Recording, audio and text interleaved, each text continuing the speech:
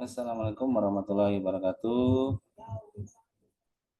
Untuk pertemuan ke-12 kita akan membahas tentang kepemimpinan dan manajemen perubahan dalam akuntansi. Nah, tujuan dari kita mempelajari ini adalah bahwa kita akan membahas peran pemimpin di dalam mengelola perubahan di bidang akuntansi dan keuangan.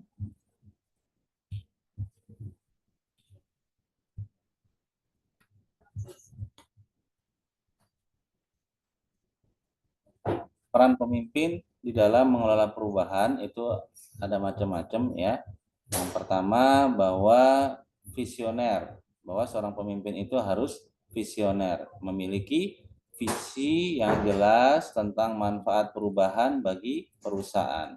Jadi ketika teman-teman menjadi seorang pemimpin, biasanya diminta nih ya di depan itu apa visinya ke depan seperti apa terhadap organisasinya. Nah, ini biasanya kan ditanyain tuh, kamu visi nanti ketika jadi seorang pemimpin seperti apa. Nah, jadi kalau seorang pemimpin tadi memiliki visi yang jelas, maka anggota atau pegawainya atau stafnya juga tahu kemana arah perusahaan mau dibawa. Ya, kalau seorang pemimpin tidak punya visi, ya tentu orang yang ngikutin juga akan bingung ya. Ini mau bagaimana sih? Mau dibawa seperti apa sih dan sebagainya. Maka seorang pemimpin itu harus visioner, memiliki visi yang jelas baik tentang manfaat perubahan bagi perusahaannya. Yang kedua adalah dia harus mampu berkomunikasi, dia harus menjadi komunikator yang efektif. Jadi informasi yang diberikan dari seorang atasan ke bawahan itu harus bisa dipahami ya, jangan sampai terjadi salah informasi, mispersepsi dan sebagainya. Nah, sehingga menyampaikan pentingnya perubahan itu dapat dilakukan dengan baik sehingga dapat dipahami oleh orang yang mendengarkan dan dapat diikuti ya. Yang berikutnya adalah mendorong adaptasi. Nah, jadi kalau teman-teman menjadi seorang pemimpin itu harus bisa mendorong anggota kalian, staf kalian, pegawai kalian itu bisa beradaptasi sesuai dengan lingkungan kerjanya.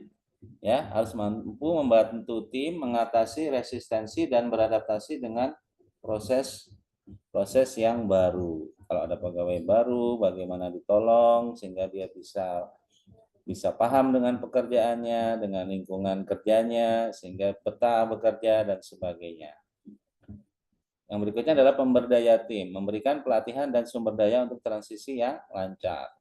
Nah, jadi seorang pemimpin juga bisa memberikan pelatihan, memberikan sebagai sumber informasi ya, sehingga anggotanya atau anak buahnya yang tidak paham menjadi paham ya. Makanya pemimpin itu walaupun tidak ahli tapi dia juga harus tahu tentang situasi dan kondisi yang dihadapi.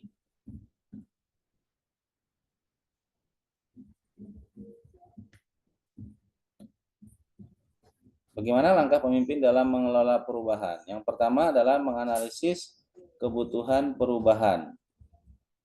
Kita harus mengidentifikasi terlebih dahulu alasan mengapa perubahan diperlukan. Kemudian bagaimana perencanaannya. Setelah kita mengidentifikasi, maka kita harus membuat planning, membuat rencana yang strategis, di mana bisa membuat tujuan tadi tercapai. Kita breakdown langkah-langkah yang harus dilakukan dan kapan, dan kita tetapkan kapan waktu yang harus dicapai dan sebagainya. Kemudian melakukan komunikasi dan edukasi, memberikan pemahaman kepada tim tentang dampak dan manfaat perubahan. Nah, dengan komunikasi yang baik, dengan memberikan edukasi yang baik, orang yang diberikan informasi tadi menjadi paham, sehingga tidak resisten, tidak melawan kalau adanya perintah, kalau adanya perubahan dan sebagainya. Dan yang terakhir adalah melakukan monitoring dan penyesuaian ya, sehingga tahu apa yang harus dikerjakan.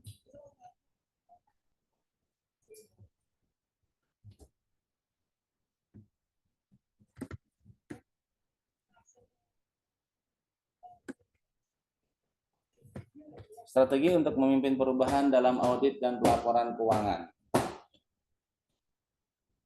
Jadi ketika teman-teman bekerja di bidang akuntansi, misalnya di bidang audit ya, orang yang memeriksa laporan keuangan, memeriksa pekerjaan, maka strategi yang pertama adalah manfaatkan teknologi. Ya, teknologi itu menjadi bagian yang sangat penting. Ya, maka teman-teman harus melek teknologi ya, jangan ketinggalan zaman. Adopsi software audit dan pelaporan terbaru untuk meningkatkan efisiensi dan akurasi ya. Jadi tidak mesti harus pakai cara manual. Benar sekali bahwa teman-teman belajar itu dari basic, dari dasar dengan cara-cara manual ya. Melakukan jurnal umum, melakukan jurnal khusus, membuat buku besar, neraca saldo, hingga membuat jurnal penyesuaian, kemudian membuat trial balance ya, kemudian membuat income statement, membuat neraca dan sebagainya. Nah, ini memang benar belajarnya dari basic, dari dasar. Tapi ini semua nanti bisa dikembangkan dengan melalui aplikasi-aplikasi sehingga bekerjanya bisa lebih cepat. Pak, kenapa tidak langsung melalui teknologi, belajar melalui aplikasi saja, tidak belajar dari basic? Ya, karena kalau aplikasi ini ada trouble atau kalian ada selisih, kalau kalian nggak tahu basicnya, ya susah nanti memecahkan masalahnya ya. Makanya walaupun ada teknologi, tetap dasar-dasar dari akuntansi teman-teman harus pelajari. Nah, jadi kalau menggunakan teknologi biasanya bekerjanya bisa lebih cepat. Ketika membuat laporan itu sekarang bisa langsung selesai sampai dengan laporan keuangan ya, nggak perlu manual lagi. Demikian pula dengan mengaudit, dengan adanya beberapa software tertentu bisa diketahui kesalahan-kesalahan di dalam membuat pos-pos keuangan misalnya ya. Yang kedua adalah kolaborasi dengan tim. Libatkan auditor, akuntan, dan pemangku kepentingan dalam merancang proses baru. Nah, bekerja secara tim itu akan lebih enak daripada bekerja sendiri ya, karena bekerja secara tim maka akan banyak sekali orang yang terlibat, banyak sekali orang yang mengecek, memperhatikan ya, sehingga kalau ada satu orang yang lewat biasanya akan ada orang lain yang menemukan kesalahan tersebut atau sebaliknya ya.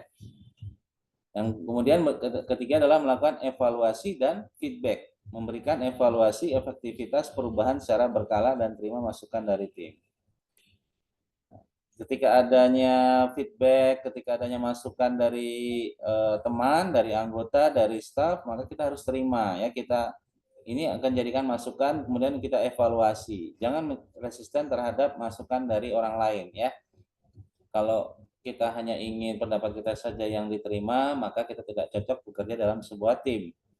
Tapi kalau kita bekerja dalam sebuah tim, maka kita tidak boleh mengelakkan namanya adanya masukan, saran dari teman, dari anggota, dari pegawai, dari bawahan kita dan sebagainya.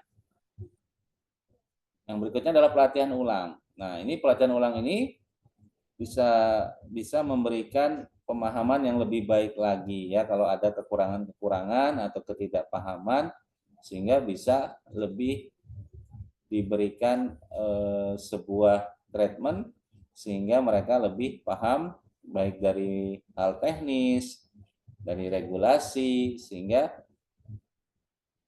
dapat lebih mengetahui tentang peraturan-peraturan, tentang ketentuan-ketentuan yang terbaru.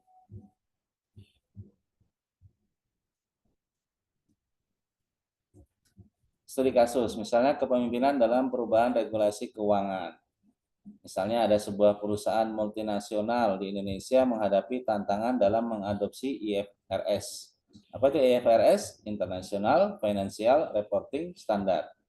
Ya, jadi bagaimana ini adalah ketentuan atau standar akuntansi yang berlaku secara internasional ya.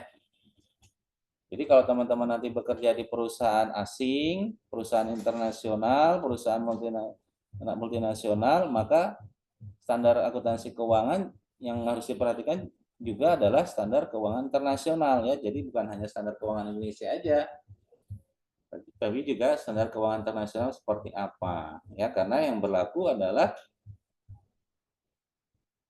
standar keuangan di negara lain ya. Kalau teman-teman bekerja di perusahaan dalam negeri aja ya mungkin IFRS ini tidak dipakai ya. Nah, di sini peran pemimpin tentu saja menyusun rencana implementasinya, berkomunikasi dengan pemangku kepentingan dan mengawasi transisinya. Jadi, bagaimana aturan-aturan di dalam IFRS itu dapat dipahami oleh seluruh anggota, oleh seluruh kelompok, oleh seluruh pegawai, sehingga mereka dapat bekerja sesuai dengan ketentuan tersebut ya, tidak salah melakukan penjurnalan, tidak salah melakukan pemungutan pajak dan sebagainya. Sehingga diharapkan perusahaan mematuhi regulasi dengan meningkatkan akurasi dan konsistensi laporan keuangan ya. Di sini bahwa peran pemimpin tadi sangat vital ya. Jadi dia harus bisa memberikan sebuah media kepada anggotanya, kepada stafnya, kepada anak buahnya agar bisa terus mengikuti perubahan-perubahan regulasi yang berlaku secara internasional. Nah, dari studi kasus tadi maka dapat kita pahami yang pertama adalah adanya komunikasi dari atasan kepada kelompoknya atau kepada bawahannya, kepada pekerjanya, kepada pegawainya itu sangat penting ya. Apalagi ketika adanya perubahan. Tadi ketika ada perubahan keuangan peraturan keuangan atau IFRS secara internasional, maka dapat segera dikomunikasikan. Ya, ini bisa dilakukan sendiri oleh pimpinan, bisa pimpinan menugaskan kepada anggotanya untuk lebih up to date kepada peraturan IFRS yang berlaku. Jadi tidak mesti harus pimpinannya, tapi bisa pimpinan menugaskan kepada stafnya, kepada pegawainya. Yang penting di sini harus terjadi komunikasi, pimpinan bisa memberikan arahan sehingga ada pegawai yang terus memantau terjadi jika ada ketentuan-ketentuan yang berubah. Yang berikutnya adalah adanya pelatihan dan edukasi ya. Pelatihan dan edukasi ini diharapkan bisa lebih membuat pemahaman kepada para pegawai, pemahaman kepada para anggota dan sebagainya. Sehingga dengan demikian karena lebih paham tentu akan meminimalkan resistensi ya, ketidakmauan berubah dari anggota, dari pegawai, dari staf dan sebagainya. Yang kemudian pembelajaran yang ketiga adalah bahwa seorang pemimpin tadi harus visioner. Pemimpin visioner dan proaktif memastikan kelancaran transisi. Jadi pemimpin itu harus bisa memantau ya bagaimana perkembangan yang terjadi di lingkungannya. Apakah sudah berjalan lancar atau ada kendala dan sebagainya. Nah, ini adalah sebuah diskusi tantangan dan solusi dalam kepemimpinan perubahan, tapi karena kuliah secara online maka tidak bisa dilakukan diskusinya. Langsung saja ya di sini. Apa tantangan terbesar yang dihadapi pemimpin dalam mengelola perubahan di bidang akuntansi? Kemudian bagaimana pemimpin dapat memastikan tim menerima perubahan dengan positif? Ya, ada beberapa hal yang menjadi tantangan terbesar di dalam melakukan perubahan di bidang akuntansi, terutama yang pertama adalah resistensi terhadap perubahan ya. Tadi katakan bahwa resistensi ini terjadi bisa jadi karena orang yang diberikan informasi, orang yang diminta berubah itu kurang paham ya, sehingga mereka tidak bersedia, mereka melawan, mereka tidak ingin adanya perubahan.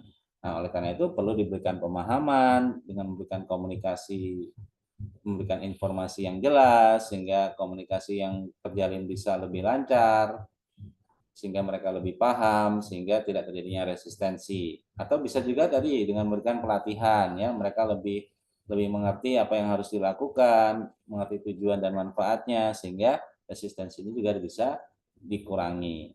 Yang kedua adalah keterbatasan waktu dan sumber daya. Nah, tentu saja ketika adanya keterbatasan waktu dan sumber daya, ketika ada perubahan biasanya mereka menjadi keberatan gitu ya. Waduh, nggak ada waktu Pak untuk mengerjakan. Aduh, kenapa harus masuk pagi-pagi Pak? Dan sebagainya ya. Ini juga merupakan tantangan. Atau misalnya dikatakan, aduh nggak ada orang Pak yang untuk mengerjakan pekerjaan tersebut dan sebagainya. Yang ketiga adalah kurangnya pemahaman tentang pentingnya perubahan. Nah, ini tadi karena tidak paham. Oleh karena itu perlunya diberikan pemahaman, perlunya diberikan pelatihan sehingga tahu bagaimana harus mengerjakan.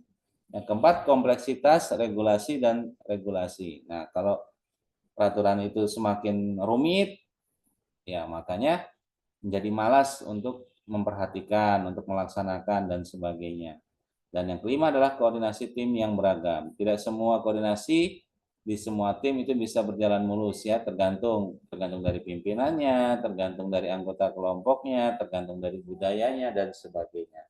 Ya, jadi ini adalah 5 hal yang mungkin bisa terjadi atau menjadi tantangan terbesar seorang pemimpin dalam mengelola perubahan di bidang akuntansi. Nah, bagaimana untuk memastikan tim menerima perubahan dengan positif? Ya, tadi ya, ada 3 langkah tadi. Yang pertama, bagaimana kita memberikan komunikasi yang efektif. Ya, yang kedua memberikan pelatihan dan edukasi, dan yang ketiga kita harus menjadi seorang pemimpin yang visioner. Oke, penutup, pemimpin dalam akuntansi dan keuangan harus berperan sebagai visioner, komunikator, pendorong adaptasi, dan pemberdaya tim untuk memastikan perubahan diterima dan dijalankan dengan baik. Strategi utama mencakup pemanfaatan teknologi, kolaborasi dengan tim, evaluasi dan feedback yang berkelanjutan, serta pelatihan ulang untuk memastikan tim memahami proses baru. Komunikasi yang jelas dan konsisten menjadi kunci untuk mengatasi resistensi dan menjaga motivasi tim selama proses perubahan. Pemimpin yang mampu mengelola perubahan tidak hanya membantu perubahan beradaptasi dengan lingkungan eksternal, tetapi juga akan meningkatkan efisiensi, transparansi, dan daya saing organisasi di pasar global. Oke, itu saja materi untuk pertemuan ke-12. Terima kasih. Assalamualaikum warahmatullahi wabarakatuh.